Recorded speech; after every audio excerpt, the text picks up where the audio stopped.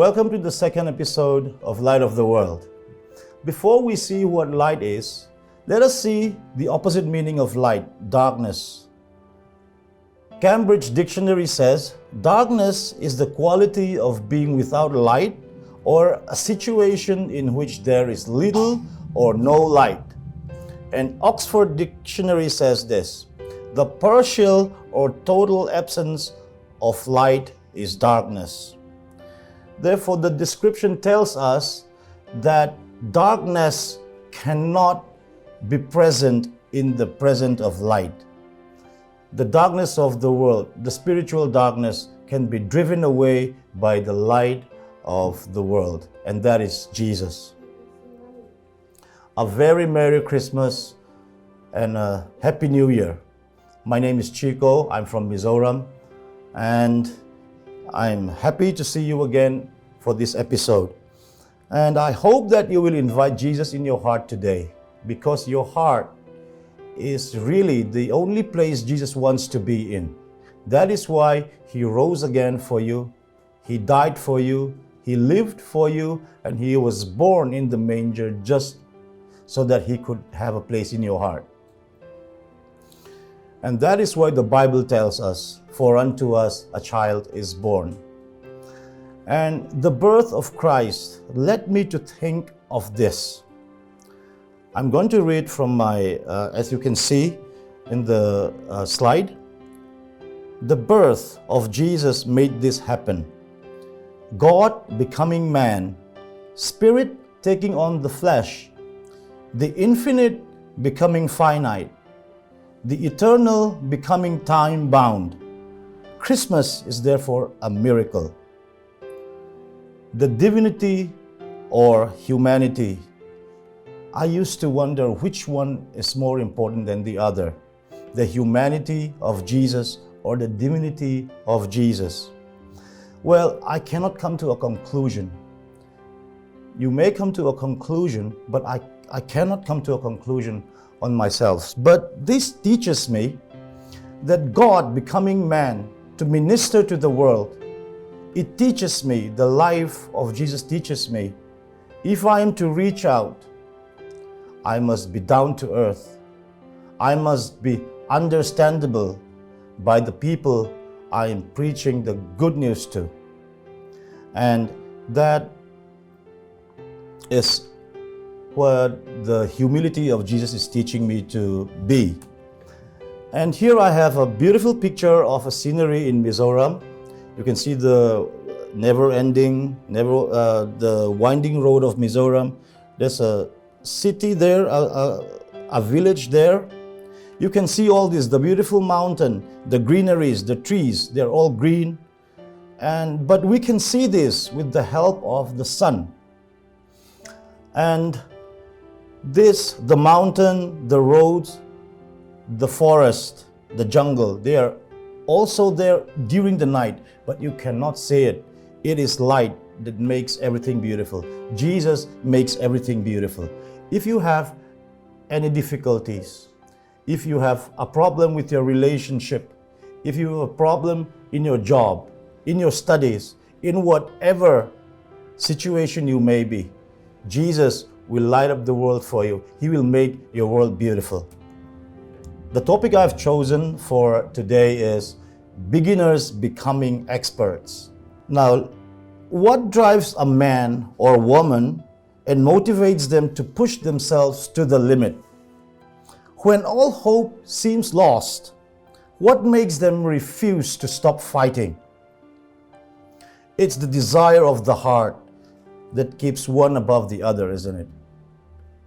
People with aims, dreams, and goals don't just talk about it, don't just think about their dreams. They really want to make it happen. And that is what drives them. It is the heart's desire of a man that makes dreams come true. Heart's desire, we have to have a heart's desire to make our aims, our dreams, our goals come to pass. It's not in how you start, it's in how you finish the task. A very common saying. We all know this. But what the manger has taught me is that the manger has taught me that it is not how we start, but it is in how we finish the game. Because Jesus, even though he has the name above all names, he started in the manger. Whatever little you have, whatever situation you may be in, it is always enough to start something. Jesus started in the manger. And he says this in Matthew 17:20. He told this to his disciples, "Because you have so little faith, truly I tell you, if you have faith as small as a mustard seed, you can say to this mountain, 'Move from here to there,' and it will move. Nothing will be impossible for you." Like I said, people don't just sit and think and talk about their aims, dreams, goals. If they have a heart's desire to make them come to pass, they do what is necessary. They don't think of what they do not have. They focus on what they have. They utilize the resources they have. They believe in a big destination and not in a big beginning. People who believe in a big beginning don't usually succeed, because if their aim or if their goal is a big beginning, their goal is already achieved the moment they started. So they have no more desire to go on. But let me encourage you to be different. If you have little, even if you have more, your goals, your success story should be more than those who started with a few. A big beginning is never the goal. And we should follow this because Jesus has set an example for us.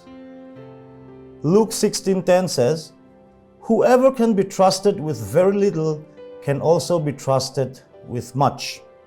And whoever is dishonest with very little will also be dishonest with much."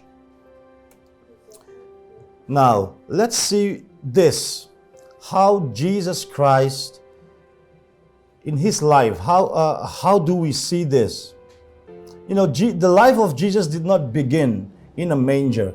It began with a virgin.